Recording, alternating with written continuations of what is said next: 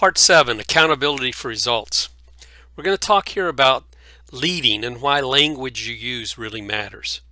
This is really taking a step to figure out how we can lead an organization and get everyone in that organization feeling they're accountable for the results they get instead of accountable for being busy. It all starts with you as the leader. The book Leadership is Language. These are the types of languages that we're changing and going to use going forward. Leaders speak last, not first, last. Above the line versus below the line. To work above the line, we need to get people to be accountable for results. And that means they have to see the problem or the opportunity. They have to own it. They have to then solve it. And then most importantly, they have to go do it. Quad 2 we talked about before.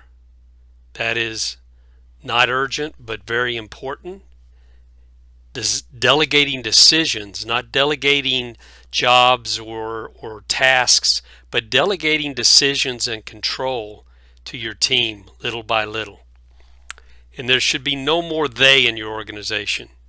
We should not use that word at all. It should go away. It's always we if we're going to build a great team of accountable people. Leaders speak last. What does that mean? Well, in the past, our self-limiting beliefs have always told us that as leaders, we have to go into meetings, we have to communicate, we have to provide guidance and direction and explain it and convince our team to follow us where we're going. And that's the opposite of what we're going to talk about in the future. We need to, as leaders, speak last in every situation, every question, every meeting, every decision point, every planning meeting. Always speak last. Don't even shake your head as you hear other people tell you what they see, what the problems they see are, what the solutions they have are, what their feelings are about things. Don't give them any clue as to what you think. That way we're going to it's going to be very hard to do, but it's critical. Why? Because being this way, they feel like someone's actually hearing them. They're not going to be intimidated to tell you what they really feel or what their real ideas are. Because the minute you start to talk as a leader and say, well, I think we ought to do, boom, many of those people just shut down.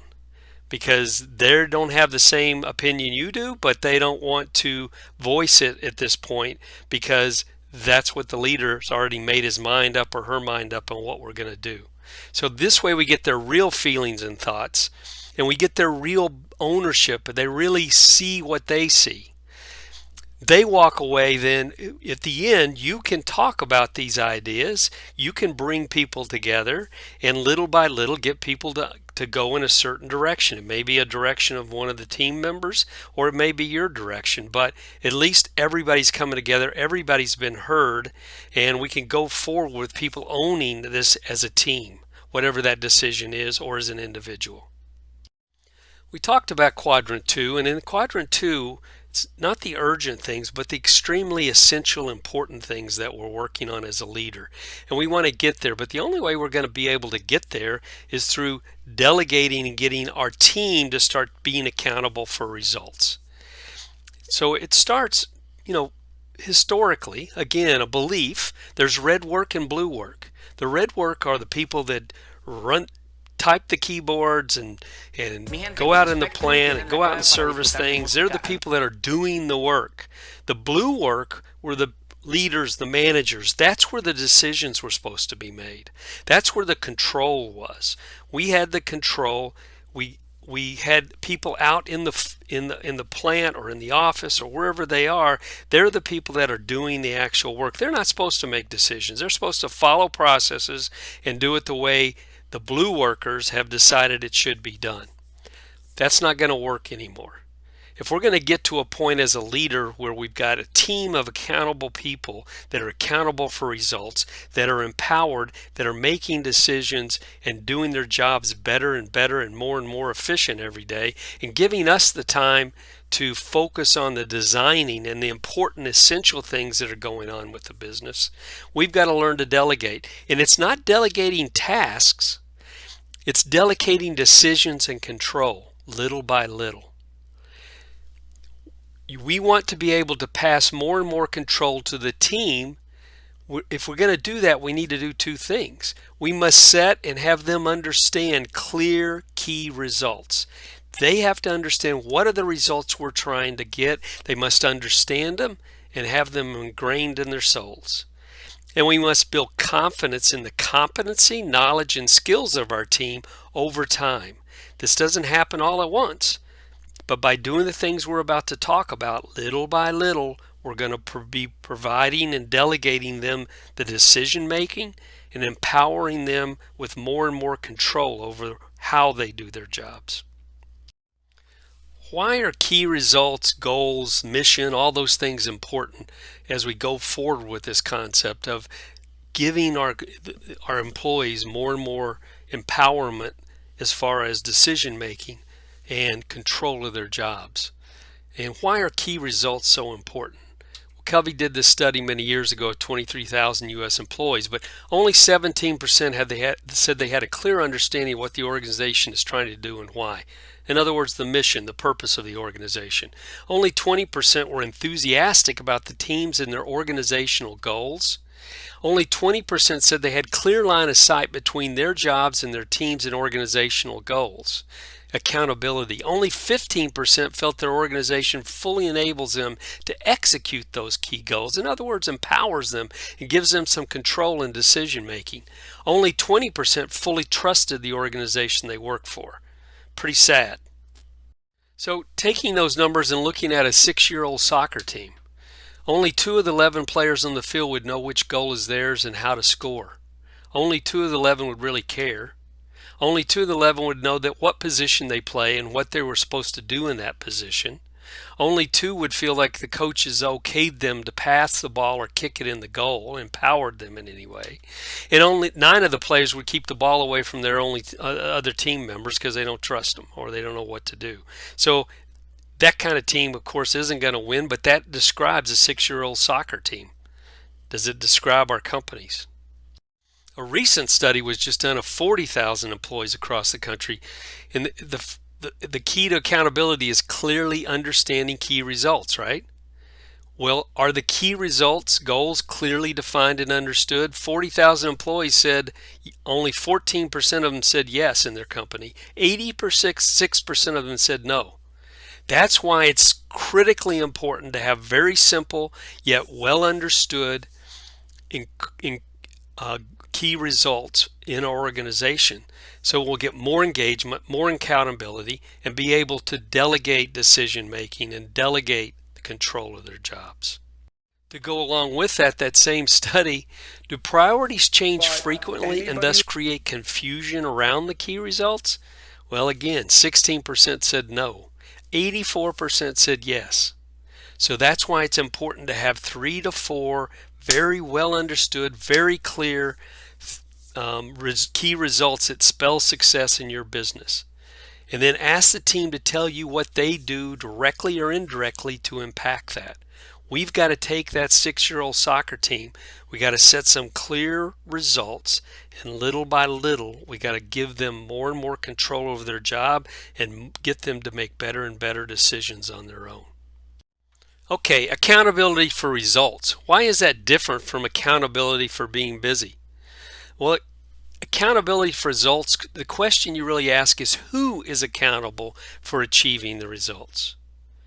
In the old days, the typical accountability question, and it is today, is who is accountable for failing to achieve the results? Anytime accountability comes up in a company, it's always it's always looking at the past and say who's accountable for failing to achieve the result. What we want to do is go forward with a very positive outlook that accountability for results is who's accountable for achieving the results. So what does accountability look like? What do we want it to look like?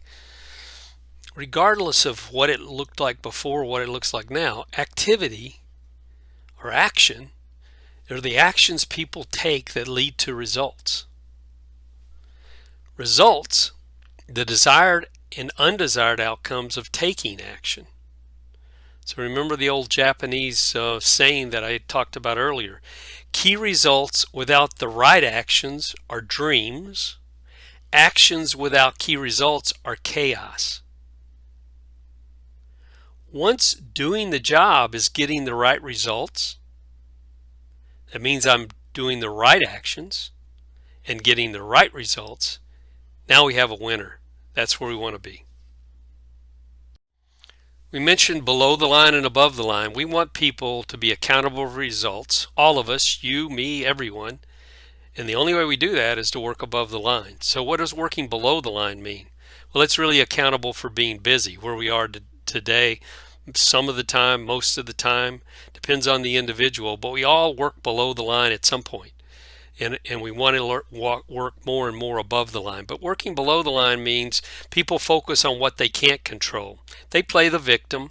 They ignore and deny the problem. They point their fingers at others, cover their tails in order to get themselves off the hook, claim it's not their job, act confused while expecting someone else to tell them what to do. They come and ask questions, or just wait and see if the issue or problem will magically resolve itself, or don't really go to do it because it's too much trouble to go ask the boss what I should do.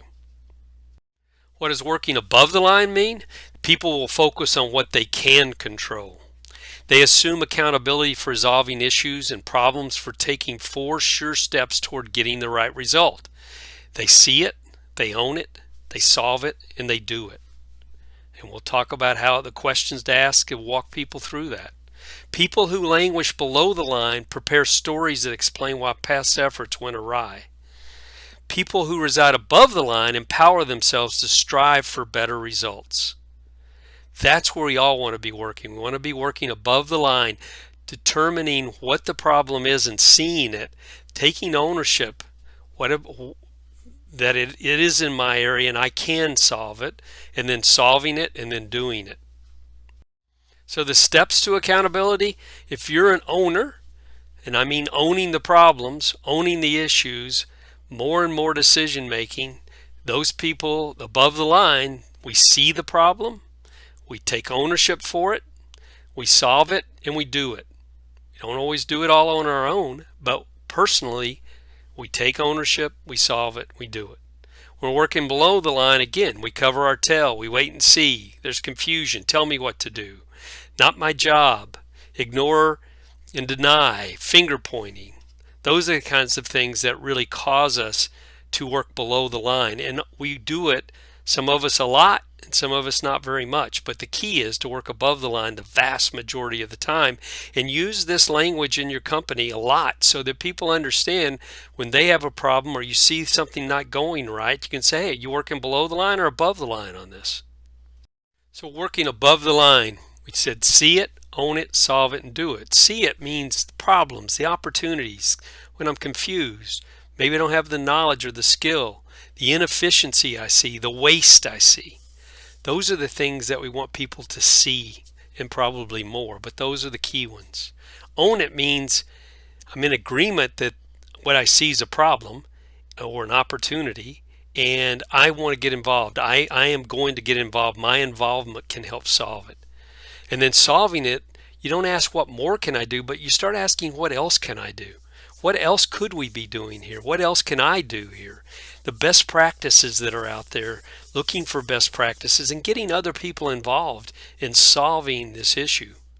And then the last one, of course, is doing it, the real key, taking the action on what we learn and then executing. Here are the 16 best practices when it comes to seeing it, owning it, solving it, and doing it. Obtaining the perspective of others, being open and candid, asking for and offering feedback, and hearing hard things to see reality of the situation. That's being able to see it. Understanding the 8 wastes is a very big part of that too. Being personally invested, learning from both successes and failures, ensuring that my work is aligned with key results, and acting on the feedback that I receive. That's owning it. Solving it means constantly asking, what else can I do? That is being very creative in dealing with the obstacles, collaborating across functional boundaries, and taking necessary risks sometimes. But The last one is doing it, doing the things I say I'll do, staying above the line by not blaming others, track progress with proactive and transparent reporting, as we talk about with dashboards and scorecards and daily huddles and weekly huddles, and building an environment of trust. Those are the key best practices for seeing it, owning it, solving it, and doing it. The last part to keep in mind is when we're talking about doing things and getting the results that we're looking for, we have to look at it starts with experiences, beliefs, action, and results. Too often, we get into a mode where we see the result we want. We say, these are the actions we ought to take, and then it doesn't work. We go back and say, what other actions should we take? And we don't go down and start at the bottom and figure out what other experiences we've had in the past. What are the stories that we could tell and beliefs that we have that we need to overcome, that we need maybe to challenge some of those beliefs? But it all starts with stories and experiences that we've had in our business. And if we step back and look at that before we decide on what actions we ought to take, many times we can get better results.